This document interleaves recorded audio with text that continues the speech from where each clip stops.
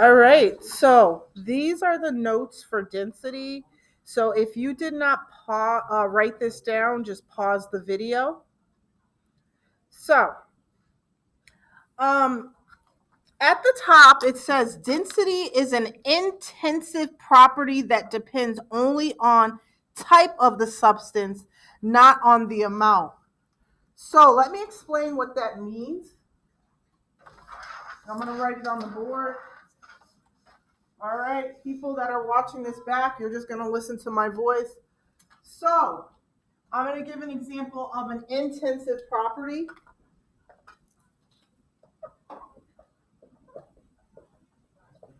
And then there's something called extensive property. So intensive means that it doesn't depend on the amount of the substance.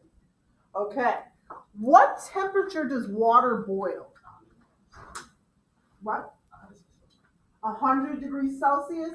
I think that's 212 Fahrenheit. I don't use Fahrenheit, so except in my normal life, but in chemistry, it's 100 degrees Celsius. Does it matter if I have this much water or this much water? What temperature will both of them boil at? So boiling point is an intensive property. It doesn't matter how much of the substance I have, it doesn't matter or it doesn't affect it. The same with color. So words like boiling point, melting point, freezing point, all of that is an intensive property. Color is an intensive property because let's act like this is green. It doesn't matter if I have a whole bunch of it or a lot of it. The color, it doesn't affect. It's still green. All right. Hold on a second.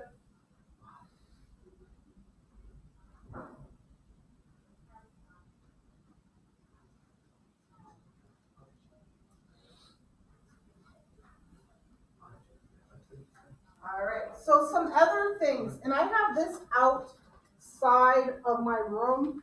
What I'm going to do is I'm going to add put flyers of some of the topics that we are covering, and I might have some do nows where you have to literally just look on one of the posters in the hallway and write down a fact about one of the topics on it. Just so that you don't forget the beginning of the year stuff. All right, so I have a little paper here. So temperature, color, hardness, all right? It doesn't matter if I have a big beaker like this or a little beaker, the hardness is gonna be the same. Now, mass is an extensive property because if I put this beaker and weigh it, let's say it's 100 grams. If I have a bigger beaker, is it still going to be 100 grams? If I have a larger beaker, no, it's going to be heavier. So mass is an extensive property. We got volume. We have length. All right. So that's just the difference between intensive and extensive. And I'm going to have this little poster outside my door. All right. So density is mass over volume. For mass, all right, here goes mass over volume. Here goes the formula for density. What units do we use for mass? Grams. So the numerator is going to be a G. For volume, what units do we usually use? Milliliters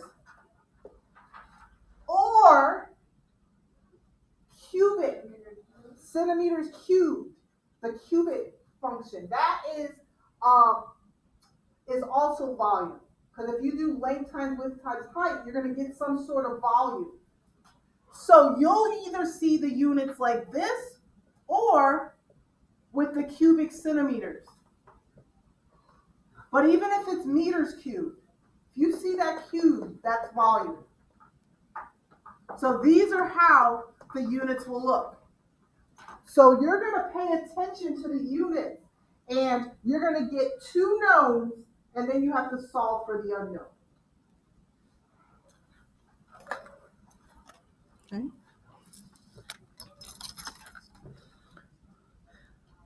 All right, so I'm going to pause. Actually, let me do this, and then I'm going to show a video.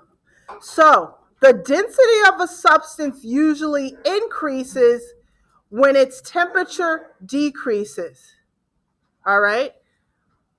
Density of a substance usually increases when its temperature decreases. Think of water. All right? Is a solid, liquid, or gas more dense? Solid. So I'm going to put an increase arrow. So a solid is more dense. Is the temperature usually high or low in the solid phase for water? Low. Low temp. See how when one goes up, the other goes down? So when the density goes up, the temperature goes down. When the density goes down, the temperature goes up. This is called an indirect relationship when one does the other.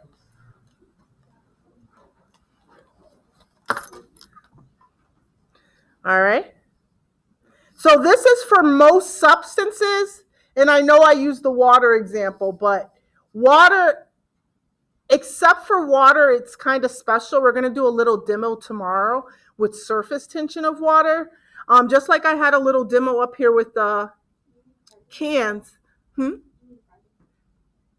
Yes, Friday.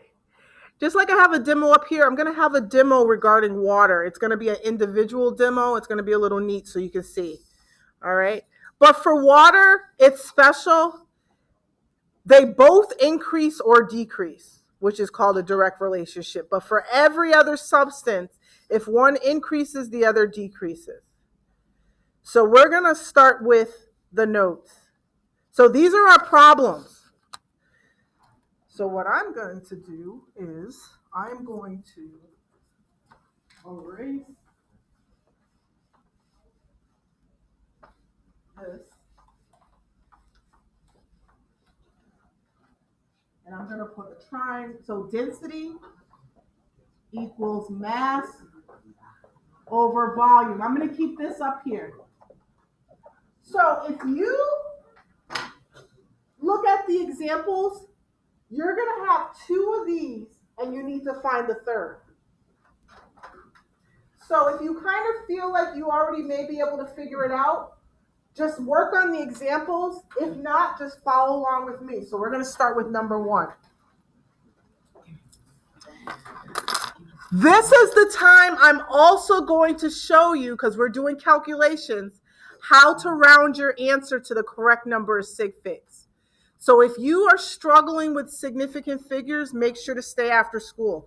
Because from now on a test, if you don't round to the correct number of sig figs, I'm going to take off a pinch of a pinch. All right? So the first thing we need to do is look at the units for our given.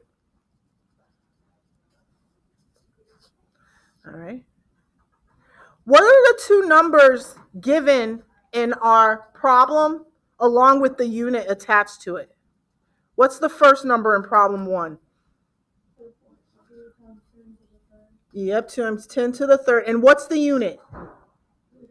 Liters. Is liters density, mass, or volume? Volume. So I'm going to put equals V, because that's volume. So pay attention to those units.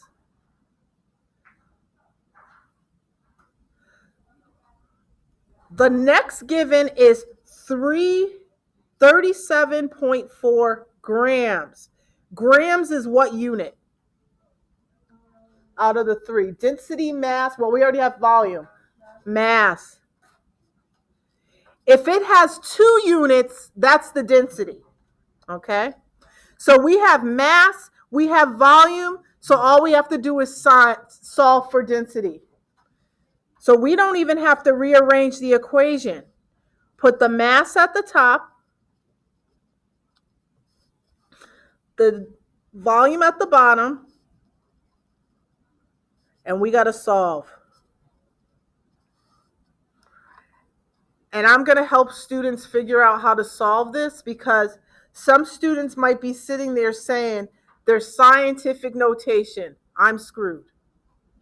Okay? Let me show you the easy way to do it. So take out your calculator. They're in the bins, or use your phone, whichever one works for you. Keep it simple. What I want you to do is divide the front numbers only. Put that 37.4 in first and divide by 2.2 and tell me what you get. All right, any decimal places? No. Oh, it's perfectly 17? Yeah. All right. Now, since we have the times 10 to the third, we're going to make sure to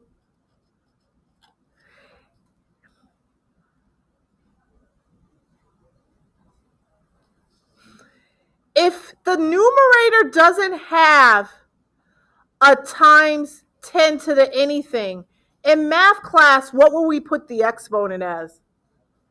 1. Close. 0. Anything to the 0 power is 1. So it's just like it's only 37.4. Now what you need to do is when you're dividing, you have to subtract the exponents. So would this be a 3 or a negative 3 if you subtract? Negative 3. What would the units be for this?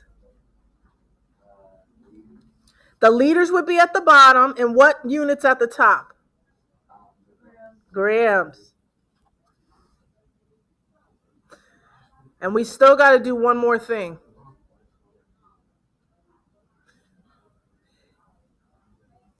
Is this proper scientific notation?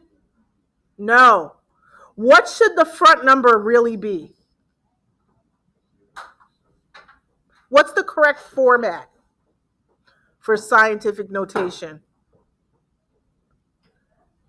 You should have a number between 1 and 9.9999. See how you have a 2-digit number?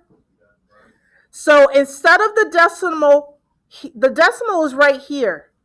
Where should I move the decimal so that it falls within that range? Over 1. So our front number is really 1.7 now. Times 10. Don't write the exponent down. We got to change the exponent.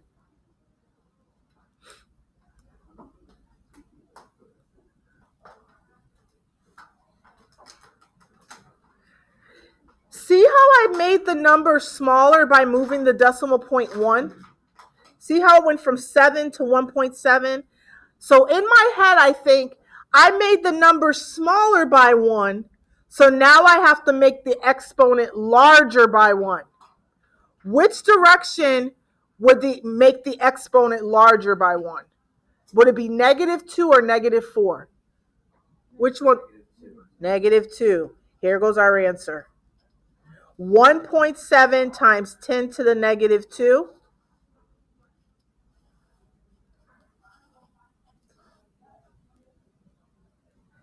This answer is already in correct significant figures.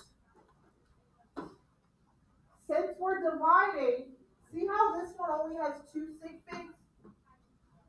So our answer can only have 2 sig figs. This is the least precise number. So our answer can only be as precise as the number with the